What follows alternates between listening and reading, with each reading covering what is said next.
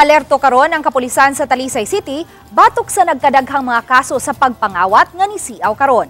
Sama na lang sa mga kaso sa pagpangawat ug mga manok. Ang report ni Femery Dumabo.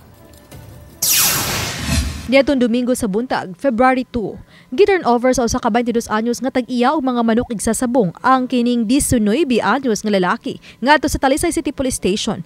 Human na sakpang gibitbit na unta sa kawatan ang duha ka binuhing manok nga nagkantidad tanan og 3,000 pesos sa Barangay San Isidro sa Dakbayan sa Talisay. Giila ang nasikop nga si alias Joshua, taga Barangay Lawaan 3. Kasong theft ang napasaka na batok kaniya. Matod ni Police Lieutenant Colonel Epriam Paguyod, ang hepe sa Talisay City Police, nga pipila ka mga impormasyon ang niabot kinila nga mga gipangkawatan og manok ug uban pang klase sa kawat sama na lang sa lungkab.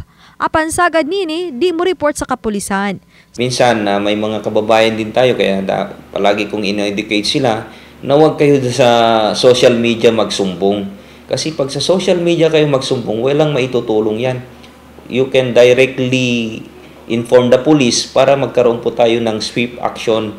The more na ni-report nyo as early as possible, the more po natin madadakpan kaagad yung mga badlungon na yan. Gani mato di Paguyod nga usa sa ilang gisubay sa motibo sa krimen sa pagpamusil patay sa usa ka 33 anyos nga biktima diha sa Barangay Lagtang nga si alias Pare nga may kalambigitan sa pagpangawat og manok. Human nga base sa pakisusi ni gawas nga daghang nireklamong biktima sa kawat batok niini.